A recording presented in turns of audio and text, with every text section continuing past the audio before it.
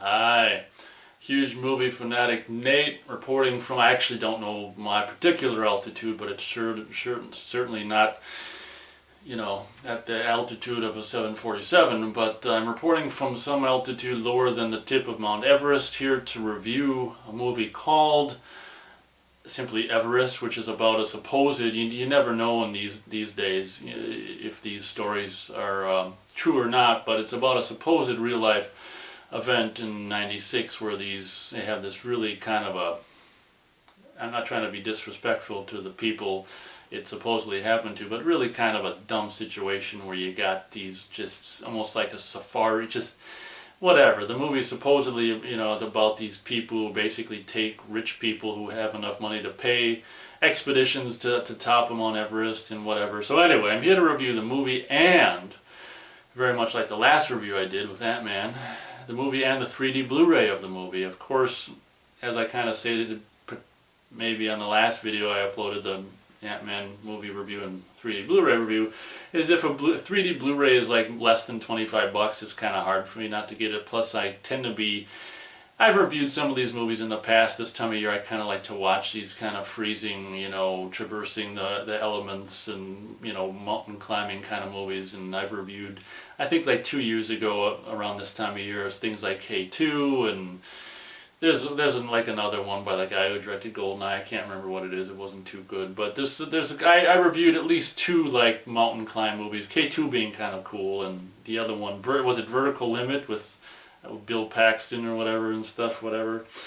Anyway, I'm kind of a fan of these movies. It's been a while since one's been out, and one, I haven't seen one that was 3D yet. And I thought, this movie came out on Blu-ray, I think $22.99 if I'm not mistaken, and I'm like, yeah, I can't pass that up for a blind buy. I didn't see this in the theater. I intended to, if it was cheap enough, buy the 3D Blu-ray, which it was cheap enough. So yeah, there you go. This is a review for Everest and also the 3D Blu-ray. So onto the trailer, of course, and it happens right towards the beginning of the movie. Is this guy who played John Connor in the most recent Terminator Genesis, or Genesis as I like to call it.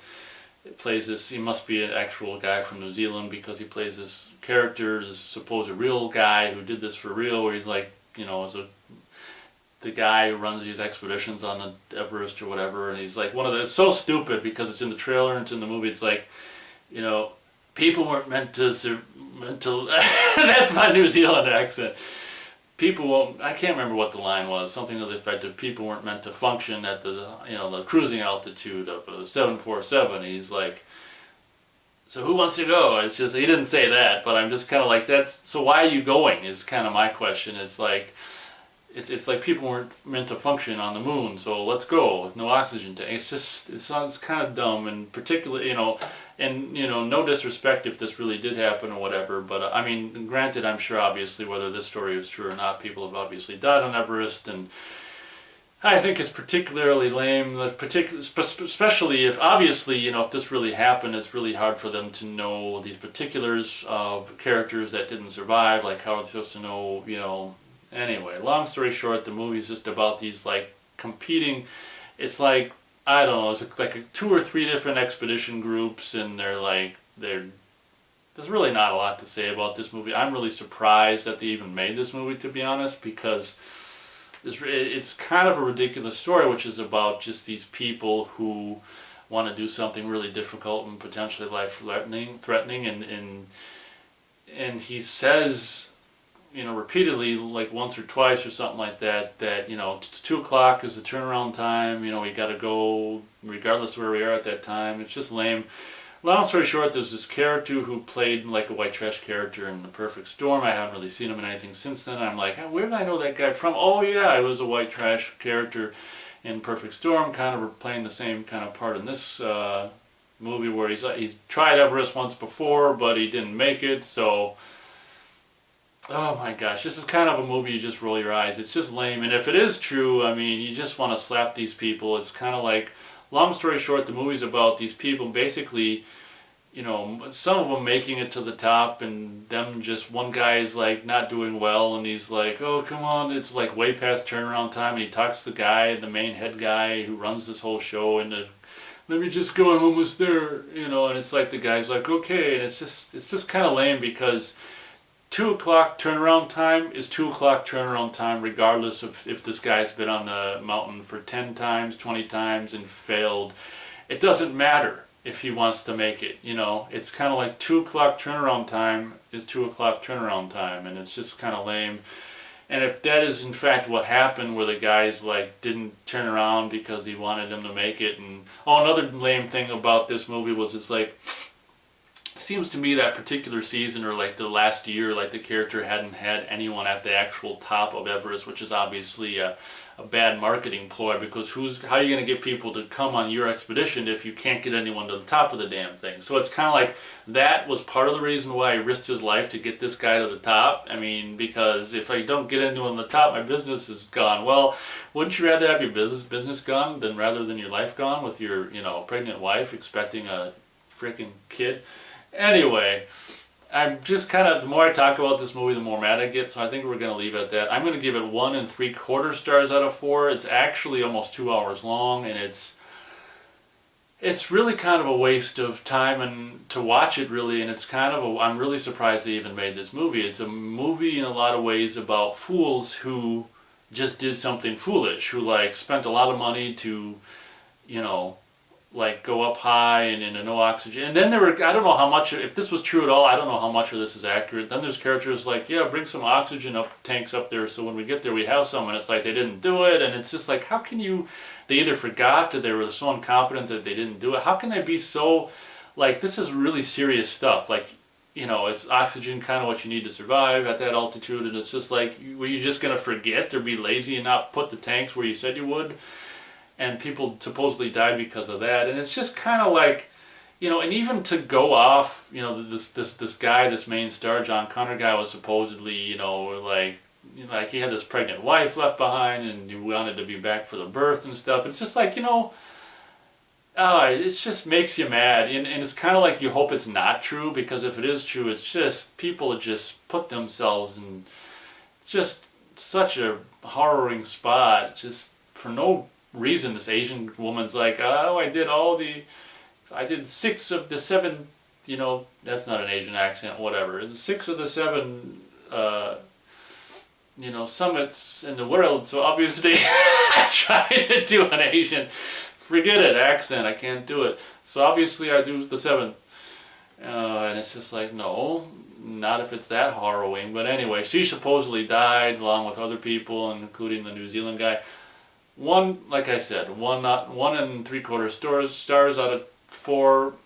Somehow I managed to watch it twice. Oh, I did it once I got a projector. I did it once on the wall with the 5.1 sound at first, and then I had to obviously rewatch it in 3D because I got the 3D Blu-ray after all. So I kind of made myself watch it again in 3D, and so on to the 3D Blu-ray review. The 3D Blu-ray of Everest really, unless you can get it for like, you know, just over 20, I might not even bother with a 3D Blu-ray of Everest, to be honest, even if, you know, for anything above 20 maybe. I had a kind of a 3-point, you know, metering process for 3D. I talked about in my last review, which was, you know, weak to mid to strong, and this movie just definitely, it hovers around almost mid to weak. It's more like mid, as far as 3D depth and stuff like that, depth and pop out and stuff. It's like, it's there, but it's barely there. So it's like closer to mid, but a little bit on this side of mid, close, you know, that's going towards weak as far as 3D. It's really lame kind of 3D.